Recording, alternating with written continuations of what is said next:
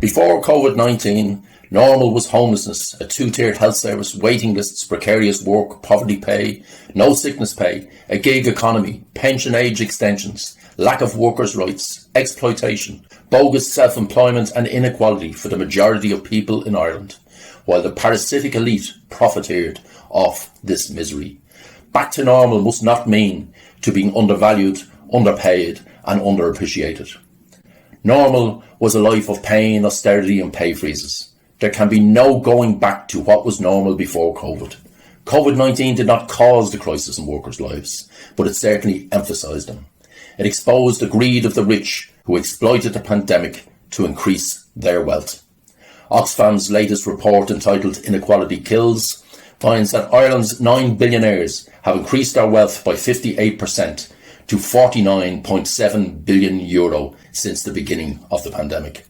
This is not unique to Ireland. There is a worldwide pandemic of wealth accumulation, a billionaire variant which accelerated on the back of the coronavirus and thrives off the festering wounds of poverty, hunger and inequality. Oxfam reports that the world's 10 richest men doubled their wealth from €610 billion to €1.3 trillion. In that time, a new billionaire was created every 26 hours somewhere in the world. These levels of wealth are obscene. No human being could ever spend such a vast store of wealth in a lifetime or in 1,000 lifetimes, although they try as they squander the wealth created by the working class of the world on trips to space and other such profanities, while the world cries out for vaccines and for an end to poverty. At the other end of the scale, the report finds that 160 million people were forced into poverty. Inequality is contributing to the death of at least 21,000 people every day, or 1 every 4 seconds. The income of 99% of humanity is worse since COVID-19, widening economic, gender and racial inequalities, as well as the inequality that exists between countries, are tearing our world apart.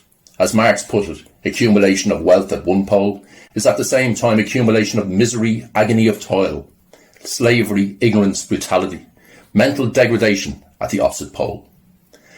A 99% windfall tax on the COVID-19 wealth gains of the 10 richest people could pay to make enough vaccines for the entire world and fill financing gaps in climate measures, universal health and social protection, and efforts to address gender-based violence in more than 80 countries, while still leaving these people with $8 billion better off than they were before the pandemic. A 1.5% wealth tax on the Irish millionaires owning more than €4 million could raise $4 billion in tax revenue every year. Instead of this route, our neoliberal crony capitalist government puts tax on the family home and wages, while the capitalist class, the owners of industry, hoard our wealth in offshore accounts and avail of tax loopholes, tax incentives and government subsidies. The rich get rich, while the poor get poorer. The Oxfam report goes on to say governments must rewrite the rules within their economies that create such colossal divides and act to redistribute income law, change laws and redistribute power in decision making and power in the economy. This includes rescinding laws that undermines the rights of workers to unionise and to strike, and setting legal standards to protect them. It includes addressing monopolies and limiting market concentration. The report clearly identifies the passing of anti-union legislation is designed purely to tip the balance of power in favour of capital. Despite this, the trade union movement is still the largest organisation of the working class in Ireland, with close to 800,000 members. Union density is beginning to grow along with inequality. Trade union membership declined as a direct result of the introduction of anti-worker legislation, such as the 1990 Industrial Relations Act, which tipped the balance of power towards employers, leading to restrictions on industrial action, disillusionment and an exodus of members. The grassroots members have not given up, and as a result of pressure from the rank and file, it is now the Irish Congress of Trade Union policy to campaign for legislation to return all those rights lost by workers as a result of the introduction of the 1990 Industrial Relations Act. The grassroots pressure must continue to drive the campaign. The return of these rights will give power to workers to take on employers without fear of litigation. It will lead to victories and will build confidence in the working class as change is forced by them while workers regain power. Class consciousness will grow with every struggle and every gain. Trade unions are not schools of socialism, but they can be.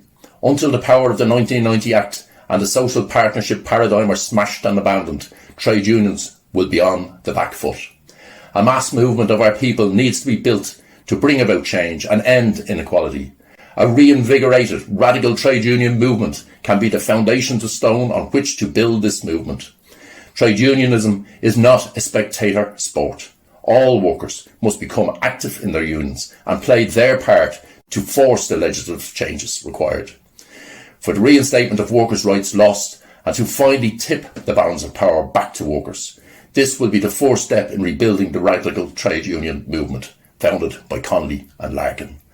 Capitalism will never willingly change. There is no such thing as a nicer, fairer form of capitalism.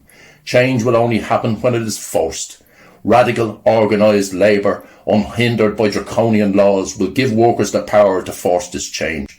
There can be no going back to capitalism's normal. Trade unions must be radical or they will become redundant.